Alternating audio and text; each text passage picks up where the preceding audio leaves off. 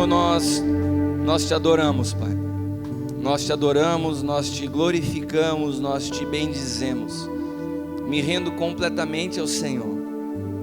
Tu sabes da minha limitação e da minha dependência tua. Não se trata mais de mim, não se trata mais de nós, mas se trata de deixar a tua vida fluir através de nós. Que nessa noite a tua vida flua neste lugar, que a tua voz seja ouvida neste lugar. Nós paralisamos, Pai amado, todo espírito racional, todo espírito humanista, todo espírito que tenta analisar por uma parte da compreensão humana aquilo que é espiritual. Que o Senhor se revele de dentro para fora, produzindo vida, destravando famílias, quebrando o jugo do medo e fazendo que o órfão possa habitar em família. Que o seu projeto geracional possa encontrar nessa casa um ambiente propício para avançar. Em nome de Jesus. Amém. Irmãos, alguns de vocês sabem que eu cheguei a falar algumas vezes aqui na casa. Deus me deu uma mensagem há um tempo atrás que marcou a minha vida e até agora eu tenho a minha ótica com relação ao reino e à igreja foi bastante impactada por essa mensagem que se chama Engenharia da Graça. Nós já concluímos o livro, deve estar sendo publicado em pouco tempo, mas a realidade é que a Engenharia da Graça é mais do que uma mensagem, é mais do que um livro. Foi algo que o Senhor impartiu sobre o meu espírito para entender que tudo sobre a face da terra nasce de um desenho divino. A palavra de Deus nos apresenta Deus como um arquiteto, como alguém que faz um desenho e tem uma única expectativa, que a edificação esteja de acordo com o desenho que foi feito. Nós não temos liberdade para inventar, nós não temos direito de inventar.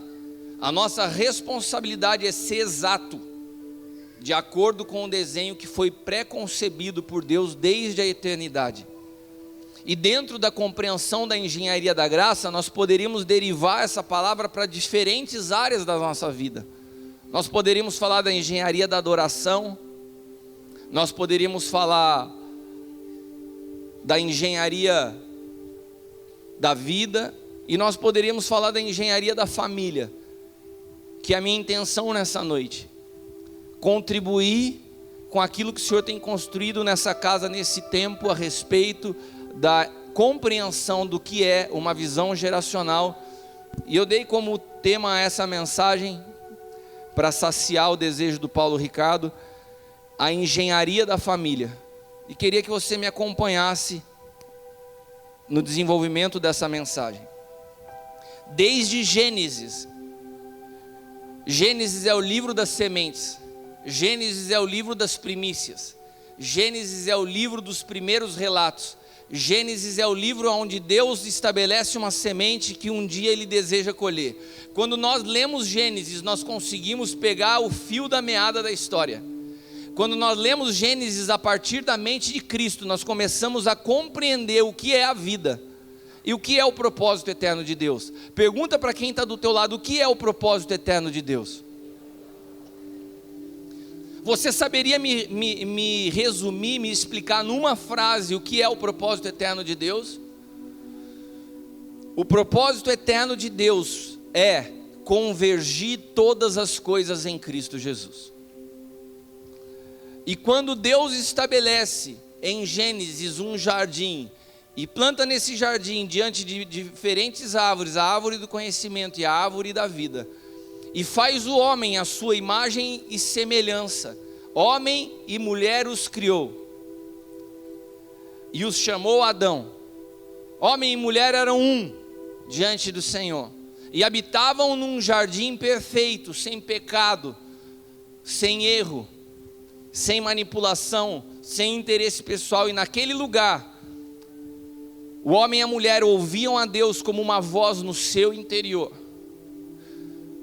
E quando eles ouviam a voz de Deus no seu interior, era a própria voz, era a própria consciência deles, era Deus falando com eles. Tudo que eles faziam e se moviam era a partir de Deus. Deus era com eles. E quando nesse ambiente Deus coloca a árvore da vida, ali estava o projeto original de Deus, o propósito eterno, que o homem comesse da árvore da vida, que era um símbolo de Cristo, e que a natureza de Cristo, porque Ele deu ao homem o poder de multiplicar e de se reproduzir e de ser frutífero, então Ele reproduziria sobre toda a face da terra a natureza de Cristo. Esse era o propósito de Deus, encher a terra do seu Filho. O alvo, os olhos de Deus sempre tiveram para o Filho.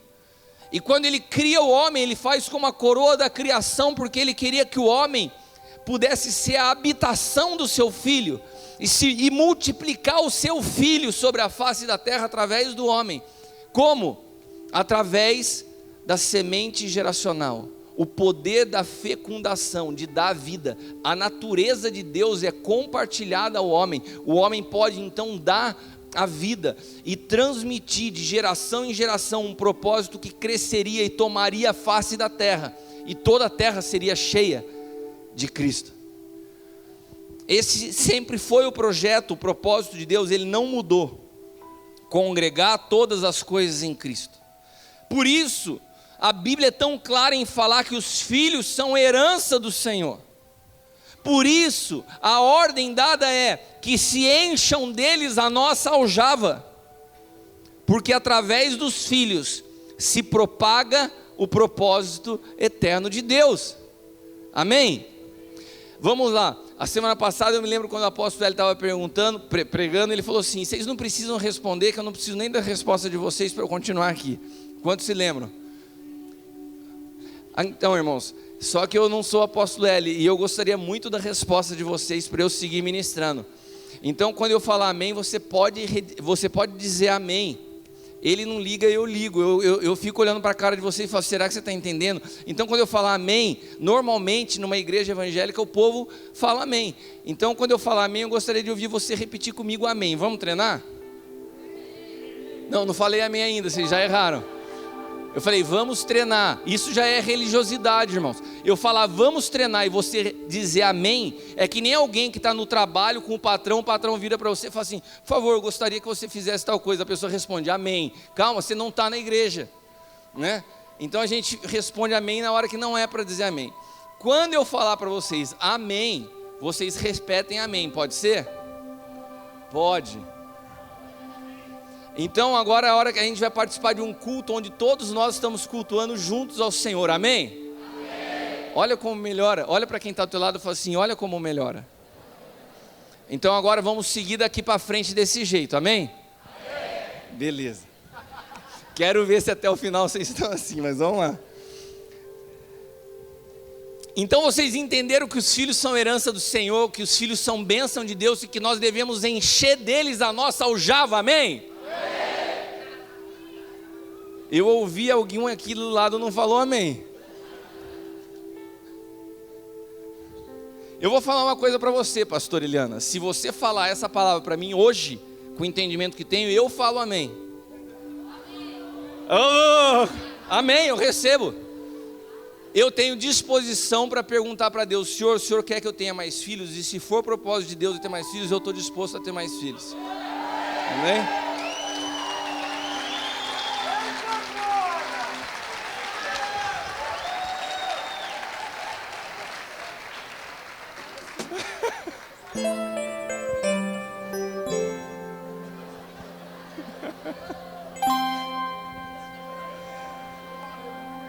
Aleluia, irmãos.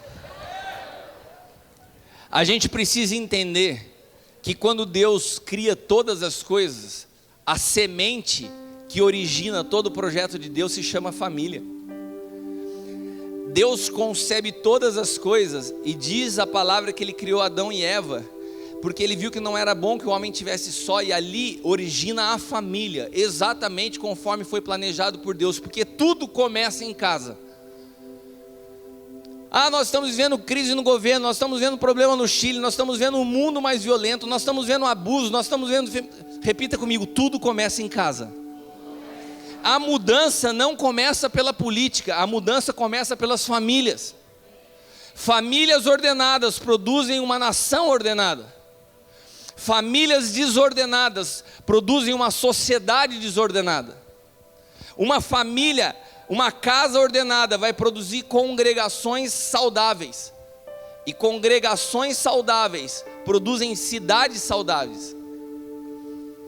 Nós precisamos entender que a igreja é uma grande família. A igreja é uma família de famílias. Então ontem, eu falava sobre isso nessa manhã, ontem quando nós estávamos aqui celebrando o casamento do Rubens e da Cibele, nós estávamos celebrando um ato profético que Deus escolheu estabelecer para esses dias. Dias onde Ele está nos removendo uma cultura mundana instalada na igreja, que filhos são um peso, que filhos são problemas, que filhos dão despesas. Essa cultura entrou dentro das igrejas, e nós todas as vezes que falamos de filho, falamos, não, essa oração eu abaixo para não receber. Quantas das vezes eu já brinquei disso aqui? Porque essa cultura entrou para dentro da igreja. Porque nós temos uma mente para compreender o novo pacto, que renunciamos à nossa vida, que a nossa vida deve estar na cruz, que nós devemos ouvir a Deus para como semear, ouvir a Deus para nos movimentar, ouvir a Deus para tudo que nós vamos fazer. Mas quando se fala de filhos, fala assim, não, eu já casei programado para ter 2 filhos. Espera aí, a gente tem disposição de ouvir Deus orientar tudo na nossa vida, mas quando diz respeito aos filhos, nós decidimos quantos nós queremos ter? Será que nós não deveríamos ouvir ao Senhor quando nós nos casamos e falar, Senhor, quantos filhos o Senhor deseja gerar através das nossas vidas? O que o Senhor deseja de mim?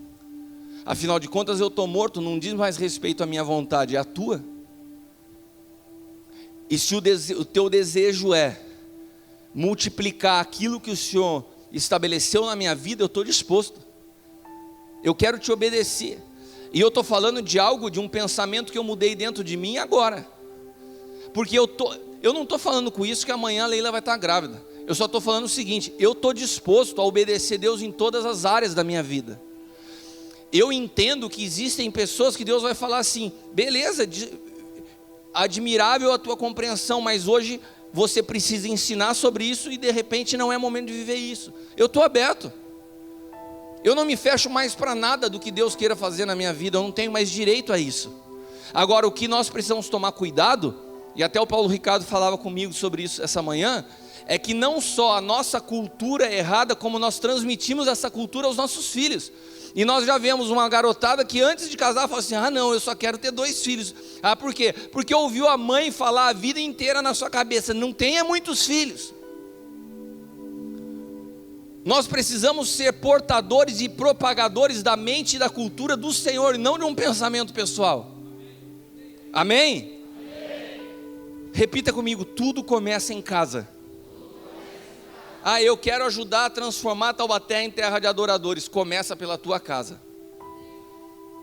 Depois começa pela igreja, que é o que Deus olha sobre a face da terra como instrumento de governo. E depois atinge a sociedade. Deus nos deu 2 grandes responsabilidades como igreja, 2 grandes ministérios. Esses dias eu perguntava para os pastores do Aljava, eu falei, quais são os 2 grandes ministérios? Daí, de bate pronto, a maioria respondia, apostólico e profético. Eu falei, não, essas 5 graças ministeriais dadas à igreja estão debaixo de um grande guarda-chuva, que se chama um ministério da edificação. Efésios capítulo 4, versículo 12, diz que Deus nos chamou como ministros competentes para produzir uma edificação. Todos nós somos chamados a um ministério que se chama Ministério da Edificação. Amém? E existe um outro grande ministério que Paulo descreve aos Coríntios. Esse ministério aos Coríntios está em 2 Coríntios 5, 18, que diz assim: e tudo isso provém de Deus, que nos reconciliou consigo mesmo por Jesus Cristo e nos deu o ministério da reconciliação. Existem dois ministérios que abraçam todas as funções da igreja: o ministério da edificação em Efésios 4:12 e o ministério da reconciliação em Coríntios 5:18. O ministério da edificação requer de nós uma única coisa importante: exatidão. Repita comigo: para edificar tenho que ser exato. Para edificar eu tenho que obedecer o desenho de Deus. Agora, quando nós falamos de reconciliação, nós estamos falando de algo poderosíssimo, sabe por quê? Porque a Bíblia diz que nós éramos por natureza irreconciliáveis. Nós éramos por natureza irreconciliáveis. Agora, quando nós passamos pela cruz e a natureza de Cristo passou a habitar em nós, foi nos confiado o poder da reconciliação, porque a única pessoa capaz de reconciliar o homem com Deus se chama Jesus Cristo. Quando Cristo veio habitar em nós, Ele transferiu sobre nós o ministério da reconciliação. Ou seja, nós temos que caminhar sempre pensando em duas coisas: edificar segundo o desenho de Deus e produzir reconciliação diante dos homens. Para produzir reconciliação diante dos homens, nós temos que produzir reconciliação a partir das nossas famílias. Reconciliação se aprende em casa. Se uma criança cresce vendo o seu pai brigando com a mãe e fica 2 dias sem um falar com o outro, como que uma criança dessa vai entender ministério de reconciliação? Como que você vai chegar e vai falar: eu preciso ensinar, eu preciso transmitir essa semente geracional que eu estou aprendendo na igreja? Cara, começa em casa. Não se durma sem acertar a situação, não se deite sem acertar a situação com a sua esposa. Nós, se de fato recebemos uma natureza de reconciliação, nós precisamos manifestar isso a partir de dentro de casa. E às vezes nós somos os primeiros a estimular a competição entre os filhos. Como? Através da comparação. Olha, o seu irmão está comendo tudinho e você ainda não comeu. Uma frase dessa você estimula o quê? Competição. Como que você vai querer produzir reconciliação se você gera dentro de casa um ambiente de competição o tempo todo? Se existe algo que não faz parte da vigência do novo pacto para aqueles que nasceram de novo, se chama competição. Eu não estou competindo com nenhum irmão, eu não estou competindo com nenhum pastor, eu não estou competindo com nenhum ministério, porque eu perdi a minha vida para o Senhor.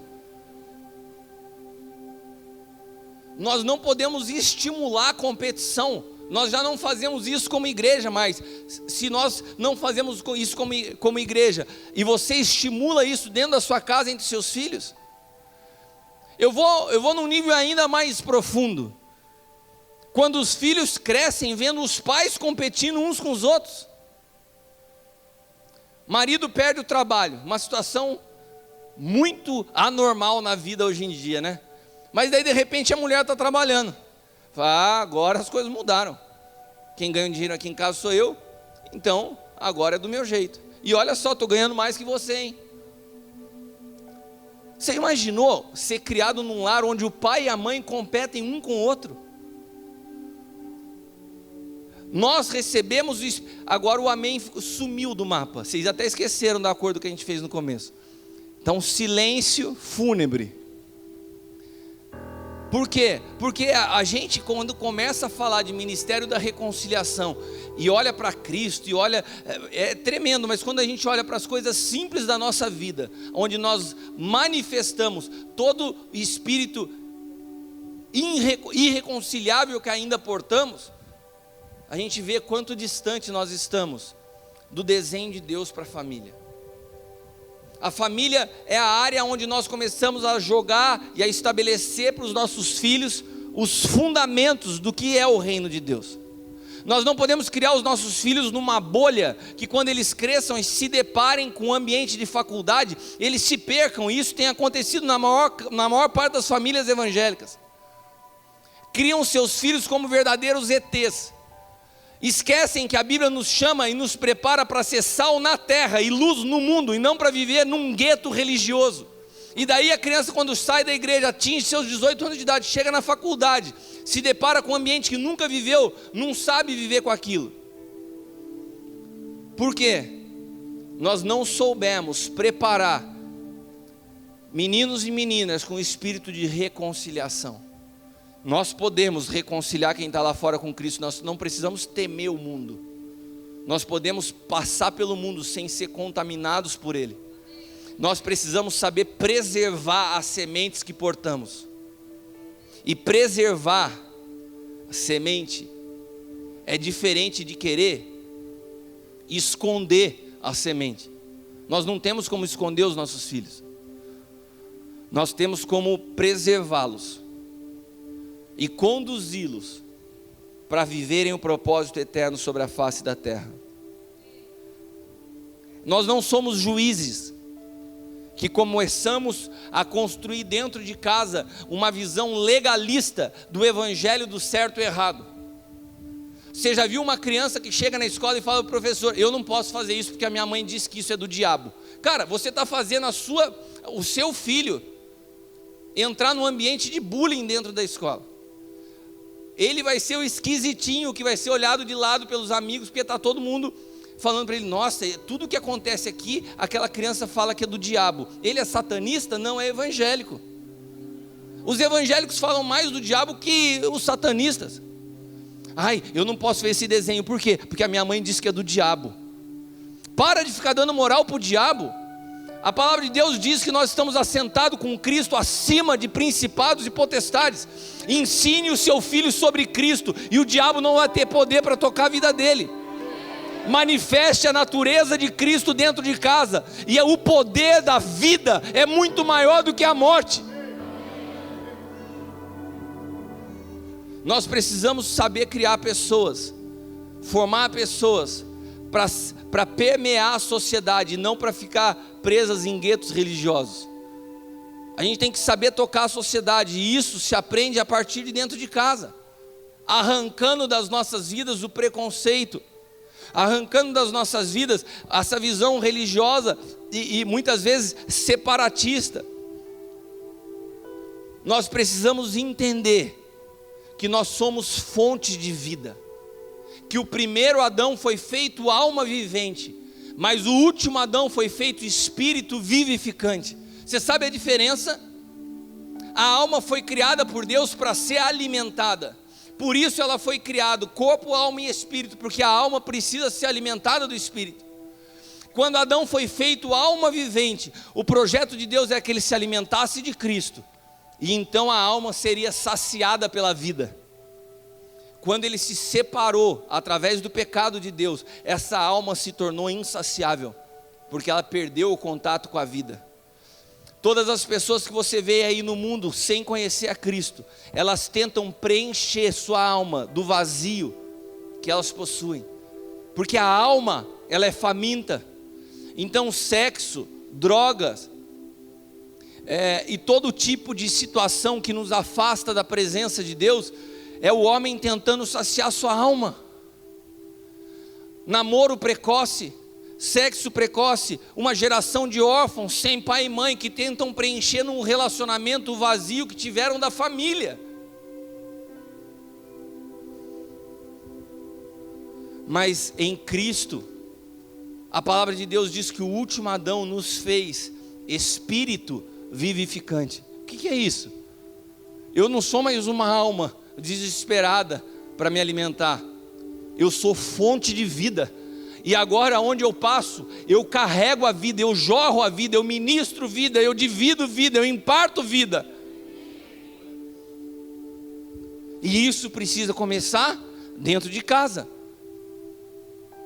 Quando filhos crescem num ambiente onde a instabilidade econômica afeta a instabilidade da fé,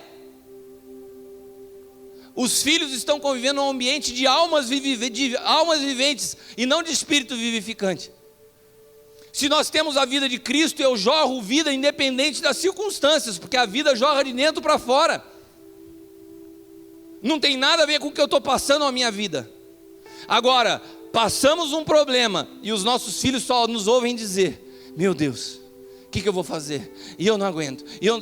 Você está gerando dentro de casa um ambiente onde as circunstâncias atingem diretamente a tua fé. Como que eu produzo uma geração de reconciliação se não sabe conviver com a adversidade. A Bíblia fala que no mundo nós teríamos aflições, e nós somos a resposta para o mundo. Por que nós somos a resposta para o mundo? Porque parte-se do princípio que se nós somos portadores da vida de Cristo, nós sabemos caminhar por cima das aflições. Agora hoje o que mais nós encontramos é crentes se lamentando por causa das circunstâncias e das realidades. Não peça a Deus para mudar suas realidades, peça a Deus para te gerar espírito de vida, porque daí você vai poder dar testemunho que em meio às adversidades você continua fluindo em vida. E as pessoas vão olhar e vão falar assim: uau, é isso que eu estou buscando. Precisamos aprender a preservar a fé dentro do ambiente familiar. Repita comigo: eu preciso preservar a fé, a começar na minha casa. Em Êxodo capítulo 1, versículos do 5 ao 12, nós vemos um texto aonde o povo de Israel, aonde a nação de Israel, os filhos de Jacó, estavam escravos no Egito. O faraó já tinha se esquecido de quem era José. José já não estava vivo. Agora eu quero te lembrar de uma coisa: toda a nação de Israel, ela se originou da vida de um homem chamado Jacó. Por isso Deus muda o nome de Jacó para Israel e se torna a nação de Israel. Jacó teve 12 filhos. 12, Eliana. Teve 12 filhos. Amém? Quem falou amém? Aleluia, irmão. Você ainda está no caminho. 12 filhos. Agora deixa eu te falar uma coisa: esses 12 se transformaram em 70. Esses 70 se transformaram na nação de Israel, que até hoje você conhece, e que ninguém, e nenhuma atrocidade que eles passaram na história, conseguiu eliminar essa nação da face da terra, porque um dia um homem resolveu ouvir e obedecer a Deus. A partir de você pode ser gerada uma nação, desde que você creia que Deus é poderoso a fazer tudo o que Ele quer na vida de um homem que está disponível. Quantas pessoas estão disponíveis ao propósito de Deus nessa noite? Então olha para quem te disse amém e fala assim: isso vai custar tudo. Porque a bênção de Deus, ela é geracional, e nós somos chamados a multiplicar, independente das circunstâncias. Essa historinha que entrou na nossa cultura moderna: ah não, a família hoje mais 2 filhos, cara, como que você vai segurar a onda? A palavra de Deus nos diz o oposto, que à medida que eles eram perseguidos e oprimidos, eles cresciam, se multiplicavam e se tornavam mais fortes. Sabe por quê? Porque a bênção que Deus estabeleceu foi sobre a família: multiplicai e frutificai. Eles eram escravos no Egito e multiplicavam e frutificavam. A única coisa que eles faziam era gerar filhos. E sabe o que aconteceu? De repente o faraó olha para eles e fala assim: cara, eu estou com medo desse povo. A gente bate, a gente oprime, a gente tira comida e eles continuam. Eles já são maiores, já são mais numerosos que nós. Sabe, irmãos, às vezes a gente quer conquistar uma cidade do nosso jeito e não do jeito de Deus. Repita comigo: engenharia da graça. Tudo que fazemos tem que ser exato. Se eu quero fazer do jeito de Deus, o primeiro mandamento de Deus começa pela família. Eu não posso fazer guerra espiritual, eu não posso fazer conquista de cidade, se eu não começo obedecendo a Deus a partir da minha casa. Eu quero transformar a história da cidade e eu não deixo um legado na cidade, e a minha visão egoísta da vida me fala assim: não, eu vou ter um filho e olhe lá. Mas Deus está falando que existe uma bênção que reside no fato de nós enchermos a nossa casa. A Bárbara já está olhando com o olhinho brilhando. Já falei para o Maicon: quem está recebendo essa palavra nessa fase, antes de casar, não tem desculpa. Já tem que casar com um planejamento de Jacó para cima, é mais de 12. Posso ouvir um amém? Quando nós mudamos o desenho eterno para adequar a cultura política e econômica presente, nós estamos em desobediência. Repita comigo: quando eu decido ter o número de filhos que eu quero, eu estou desobedecendo ao meu pai.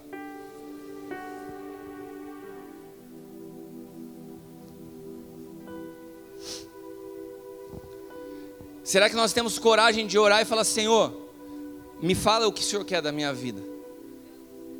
Se eu tenho coragem de falar para Deus: Senhor, quantos aqui já tiveram pesquisando emprego e falaram: Senhor, me mostra qual é a porta de emprego que o Senhor tem para mim? Quantos já oraram assim? Por que para pedir emprego para Deus você quer ouvir Ele te falar, e para falar de filhos você se recusa a ouvir a Ele? Se existe uma provisão relacionada a essa obediência, se existe uma palavra de multiplicação, de crescimento e de poder àqueles que resolvem frutificar. Quantos estão entendendo o que eu estou falando? Existe uma cultura, irmãos. Essa cultura foi gerada nas trevas, porque todo o projeto do diabo, desde o princípio, ele sabe que ele não pode deter a Deus, ele tem consciência disso, mas ele tenta interromper a transmissão do propósito eterno de geração para geração. Não adianta você ter chegado até aqui e aquilo que Deus fez na tua vida parar em você. Por que a igreja ainda não governa sobre a face da terra?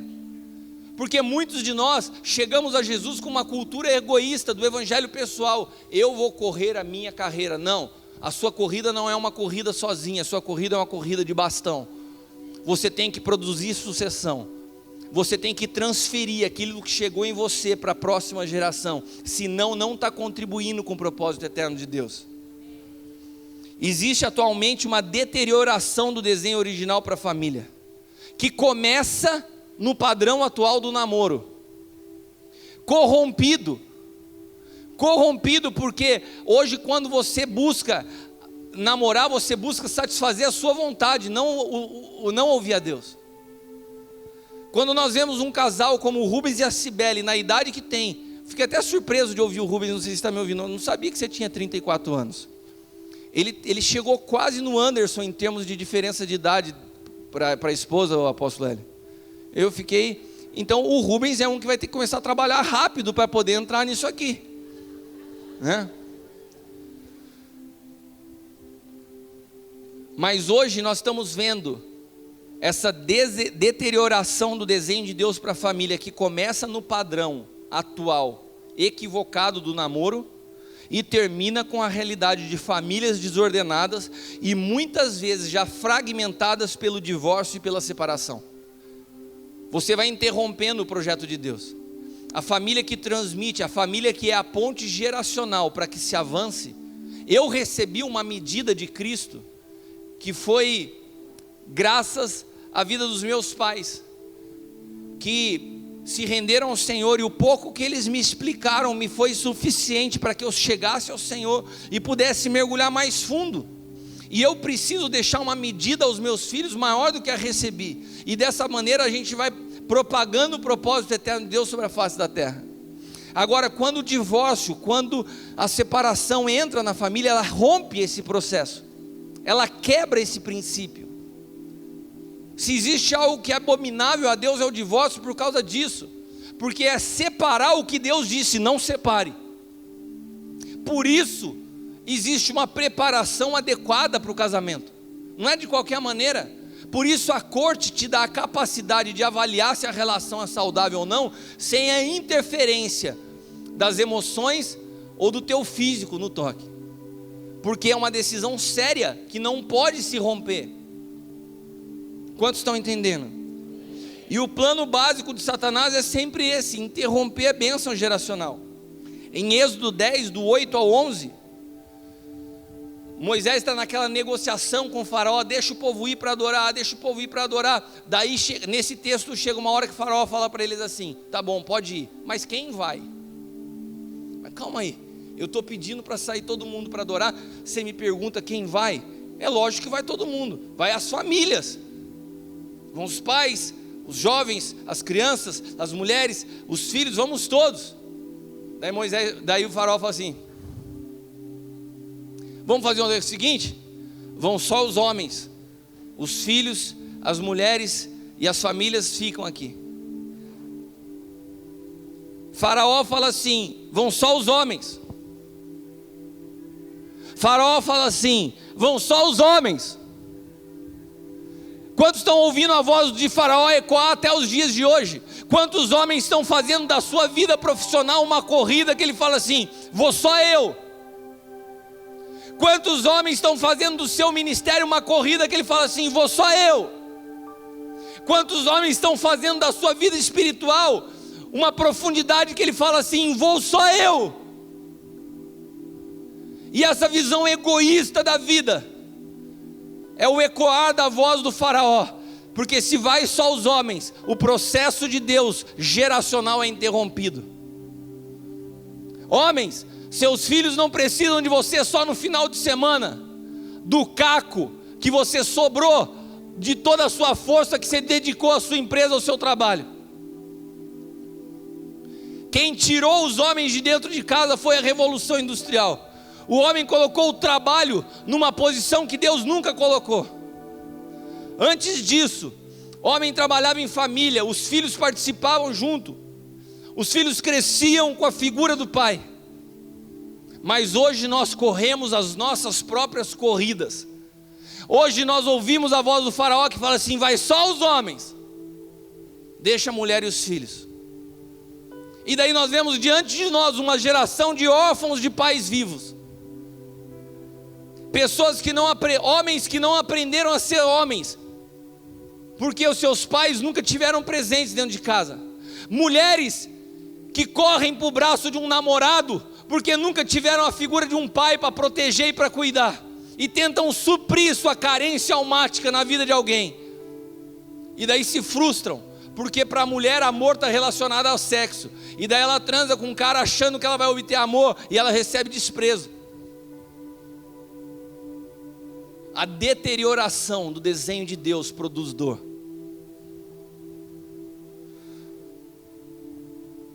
E não precisa ir muito longe disso. São atitudes pequenas.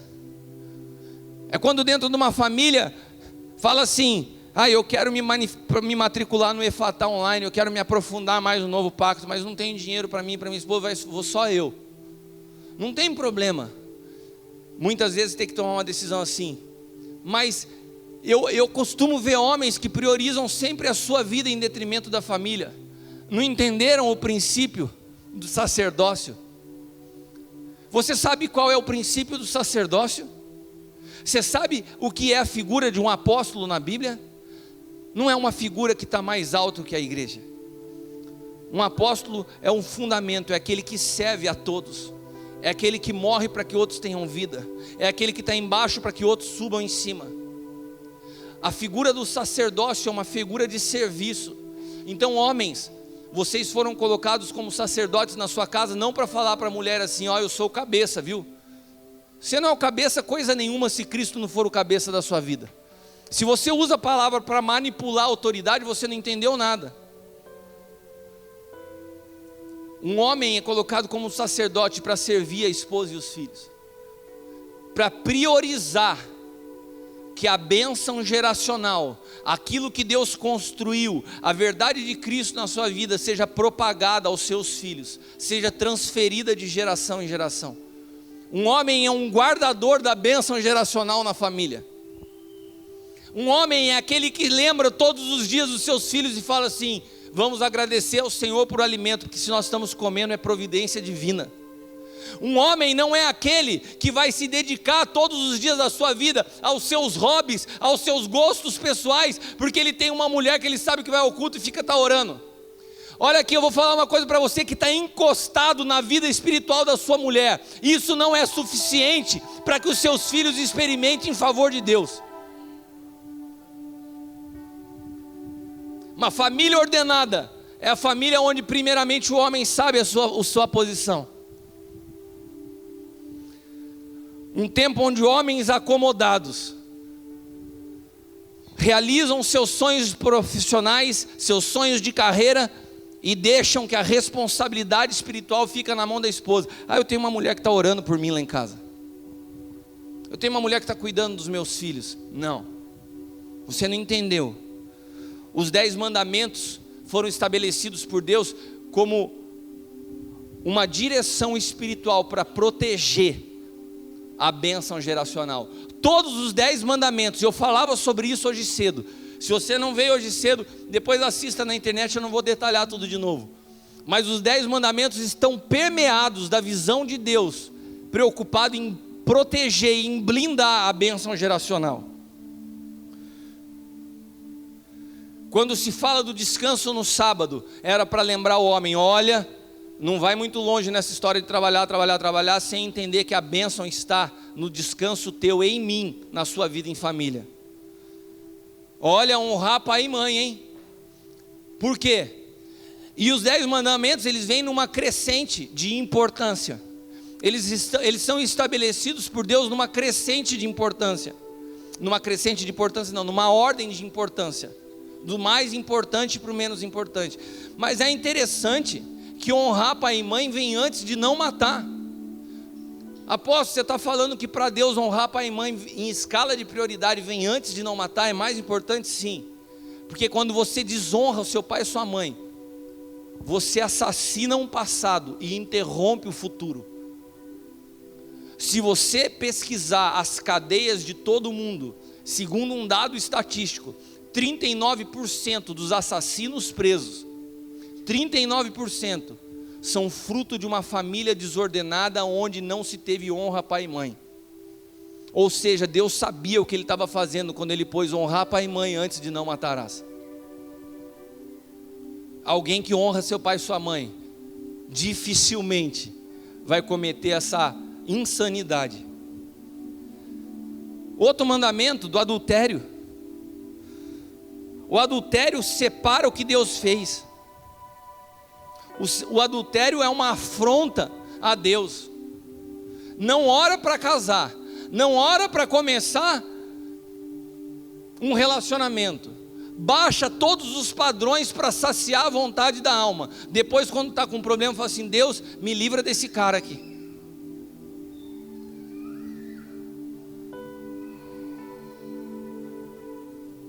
Todos de alguma forma são estabelecidos para que preservassem o trabalho de Deus que ocorre de geração em geração.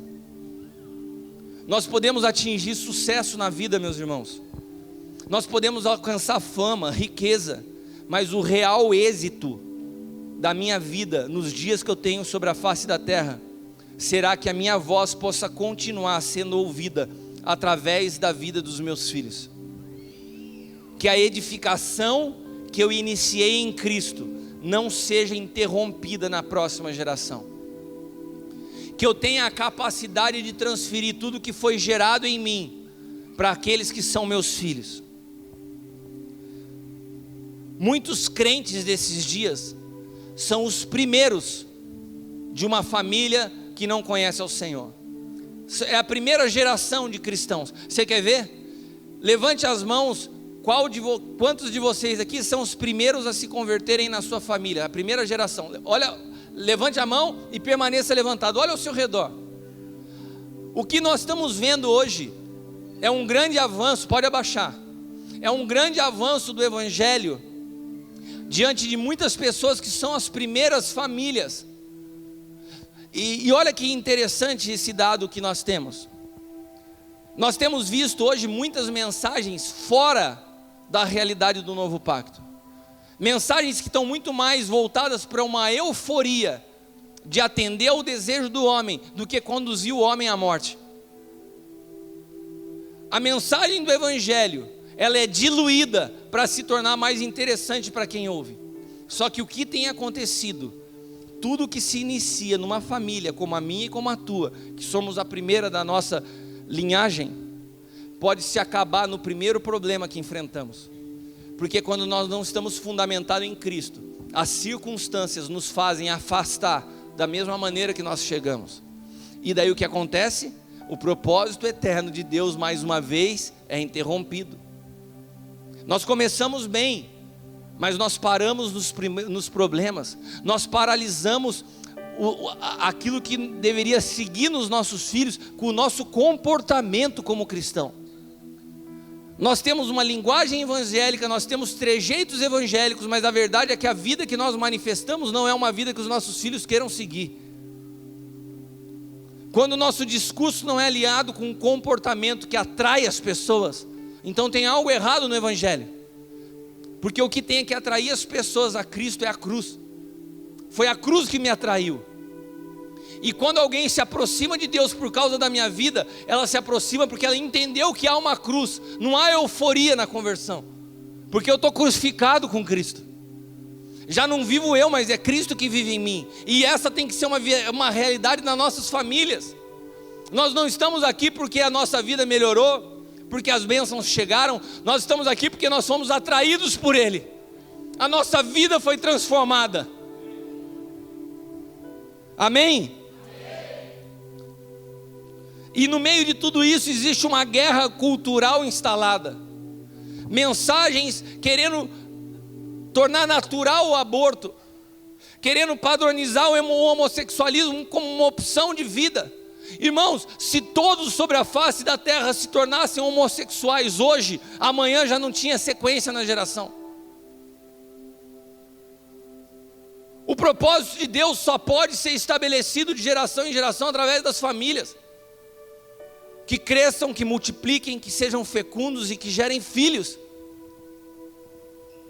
Você sabe, eu não sei se você sabe de um dado estatístico, mas nessa guerra cultural que entra para aborto, que entra na área do homossexualismo e que entra na infantilização de homens, que porque suas mães vivem enormes conflitos familiares, a grande maioria das mães hoje já estão separadas dos seus maridos, elas adotam o filho como se fosse um namorado.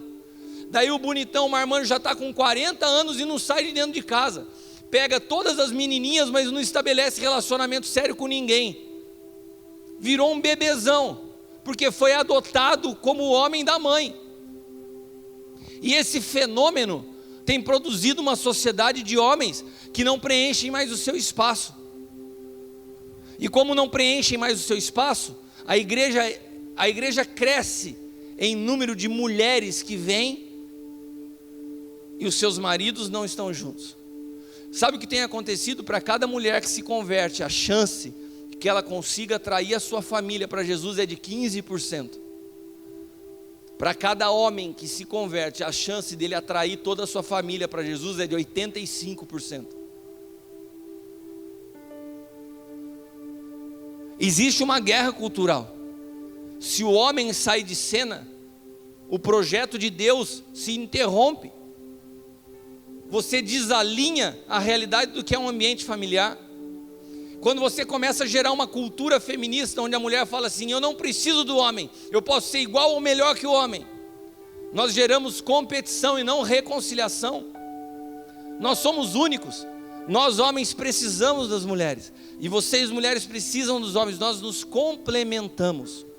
A mulher foi criada por Deus para ser uma ajudadora idônea, e não uma competidora poderosa.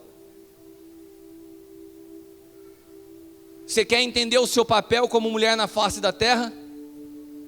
Ajude um homem. Parece um discurso machista?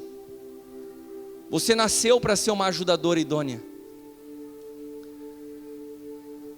E homem, quer descobrir o seu papel no propósito eterno de Deus? Dê a sua vida por uma mulher. Esteja disposto a morrer por ela, a abrir mão da tua vida para que ela cresça.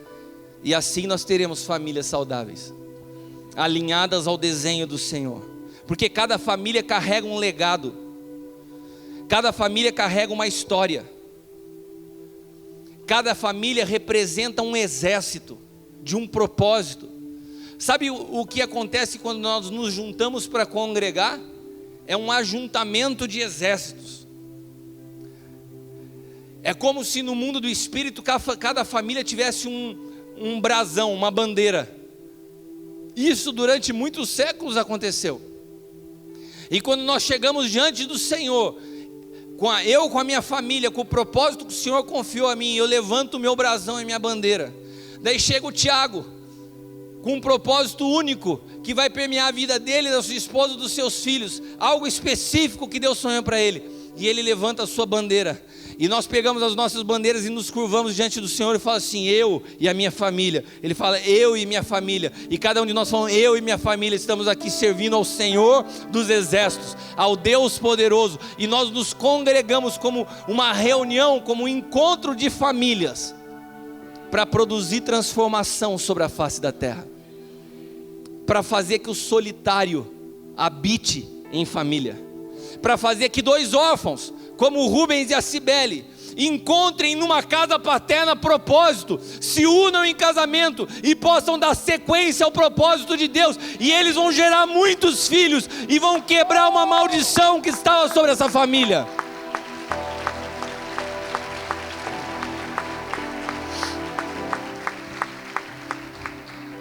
Nós precisamos entender esse princípio geracional. Nós não corremos sozinhos. Não é uma corrida de 100 metros rasos, aonde o corredor olha para a linha de chegada e vai sem olhar nem para o lado, nem para o adversário. Não, é uma corrida de passagem de bastão, é um revezamento. Não adianta eu ir muito bem, se eu não souber esperar quem vem depois de mim e passar para ele, para dar sequência ao que foi iniciado na minha vida. Meus irmãos, quando nós lemos a palavra, nós vemos Moisés cometer muitos erros como pai, como sacerdote de uma família. Mas nós vemos Moisés, no momento em que ele chega diante da sua morte, ele não espera isso acontecer para falar, depois o povo se vira. Ele se prepara, ele cuida de Josué, mas antes de cuidar de Josué, ele ouve a Deus. Abra sua Bíblia em Números 27, do 15 ao 18, isso é extremamente importante que você grave. Todos nós precisamos viver sabendo preparar a sucessão. Todos nós temos uma responsabilidade diante de Deus, de que quando nós viemos a morrer, a sucessão já tenha sido preparada, aquilo que carregamos já tenha sido depositado na vida de alguém, e que essa transição já tenha ocorrido em vida. Eu tenho que saber a hora de falar assim, filho, agora prossegue, e eu paro. Eu tenho que saber isso. Moisés, ele ora ao Senhor. Então falou Moisés ao Senhor dizendo, Senhor, Deus dos espíritos de toda a carne, ponha um homem sobre essa congregação, que saia diante deles, e que entre diante deles, e que os faça sair e os faça entrar, para que a congregação do Senhor não seja como ovelhas que não têm pastor. Moisés estava preocupado com a liderança, o cuidado do povo. Então disse o Senhor a Moisés, toma a Josué, filho de Num, homem em que há o Espírito, e impõe a tua mão sobre ele. Irmão, sabe o que é isso? Toda transição, tudo que nasce em Deus, nasce através de uma sucessão e de um envio de um pai para um filho. Não há ninguém na face da terra habilitado a fazer algo que não tenha sido comissionado por um pai. Qualquer coisa que nasça de nós mesmos, nasce de rebelião. Nós precisamos aprender que o governo de Deus se move através da paternidade. Um pai preparando e enviando filhos no tempo adequado. E nós, como pais, também precisamos saber preparar os nossos filhos e saber o momento de que eles avancem, porque um pai que não sabe emancipar o filho, ele mata uma geração. Existem alguns problemas que fazem que uma geração não avance, e uma delas é o individualismo de homens que concentraram em si mesmo uma visão e não souberam ir saindo de campo para que os seus filhos avançassem. Quantos jovens morrem em congregações e igrejas tradicionais porque não recebem oportunidade para impor todo o seu potencial, toda a sua força? De homens egoístas que não conseguem entender que não adianta ter feito muito, aberto não sei quantas congregações, eu fui um grande nome no Evangelho, se isso não tiver sucessão através de filhos saudáveis e maduros. O plano eterno de Deus avança através de filhos comissionados por pais, que tiveram seus pais colocando suas mãos sobre a sua cabeça e falando assim, agora você vai. Olha para quem está do teu lado e fala assim: nós precisamos ter um plano de sucessão geracional. Porque Deus só considera pai alguém que conduza uma família à sua imagem e à sua semelhança. Pais maduros em Cristo irão gerar filhos maduros em Cristo. E todos nós somos chamados a isso. Nós estamos num tempo de ordenar nossas casas. Nós estamos num tempo de deixar as nossas casas alinhadas ao desenho divino. Nós estamos num tempo de romper com toda a cultura mundana que penetrou as nossas famílias. Essa cultura que filho é problema, que filho é despesa. Não, filhos são herança do Senhor. O conselho na palavra é para que enchamos dele a nossa aljava, para que nós possamos transferir sobre ele tudo aquilo que recebemos, e que assim o propósito de Deus se avance sobre a face da terra.